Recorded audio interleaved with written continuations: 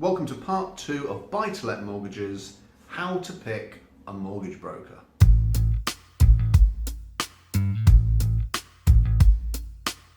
Now there are mortgage brokers, and some specialise in different types of mortgages and not so much in others.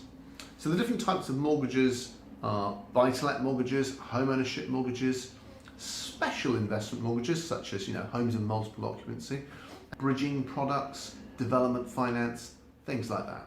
So this video is about buy-to-let mortgages. So you're going to be wanting to look for a broker that specialises in buy-to-let mortgages. Now a lot of people get put in touch with a broker following a recommendation, but it depends where the recommendation is coming from and why. For example, if you're being recommended a mortgage broker by an estate agent, now it might be actually because there's just a financial incentive for the estate agent to refer that mortgage broker to you, as opposed to them actually thinking they're a really good mortgage broker for your particular situation.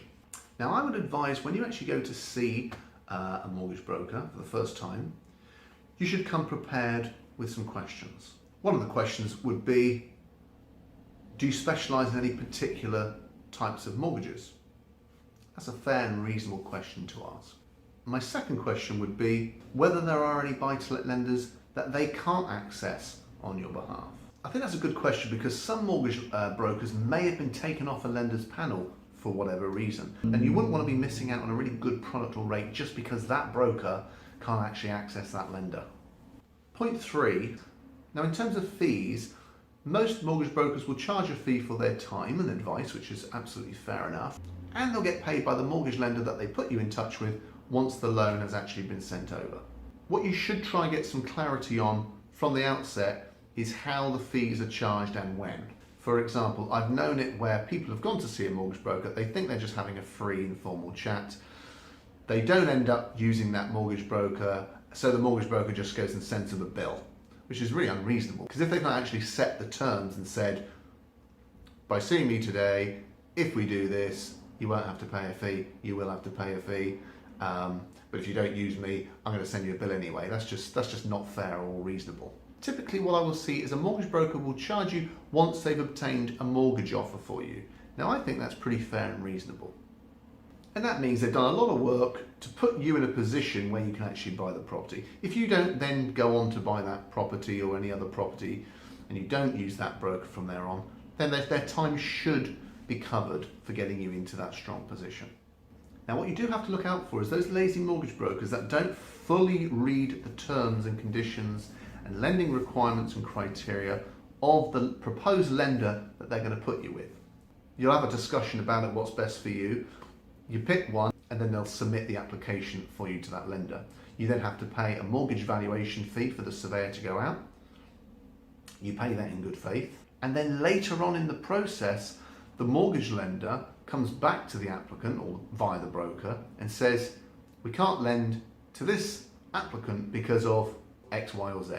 And it's often the case, the reason or reasons that the lender is saying that they won't lend to the applicant could have been established by the broker right at the beginning, way before the application stage, way before the survey fee was paid. Now I don't think that's very professional or credible, and it's those mortgage brokers that really get on my nerves.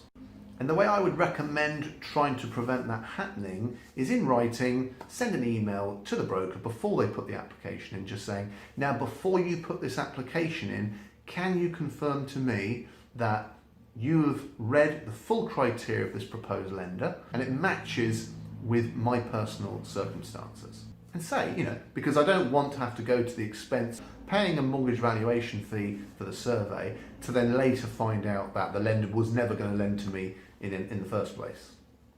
And that's a really reasonable email to send, and it should avoid that happening. If it doesn't, you've got something in writing to help you get any money back that you paid to the broker, whether that be their fee or a mortgage valuation fee. Now mortgage brokers are going to ask you for a lot of paperwork. They'll ask you for 3 or 6 months last bank statements, together with a number of other documents. Now during the purchasing process, it's likely that the lender is going to ask that broker for further information, which the broker will then need to ask you for.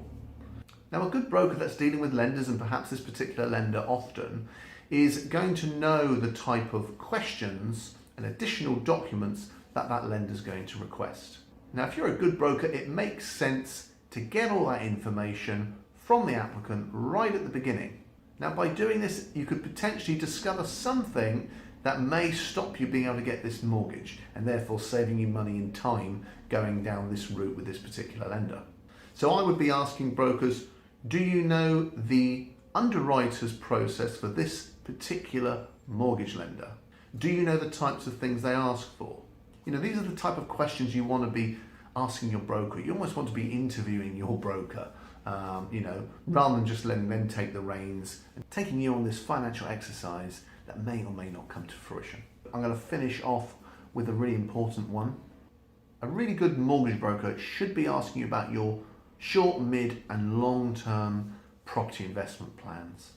Because that can have a real bearing on what types of products and what types of ownership structure to actually build your property portfolio with. For example, are you going to be buying properties in your personal name? Are you going to be buying properties in your spouse's name, your joint names? Or are you going to buy your properties and put them in a limited company or limited companies? All of these have different bearings on tax, the types of mortgage rates and products you can have access to. So it's very important to have those things established, ideally before you go to see your mortgage broker. Okay, I hope you're getting value from this. I'll see you in the next part of Buy to Let Mortgages.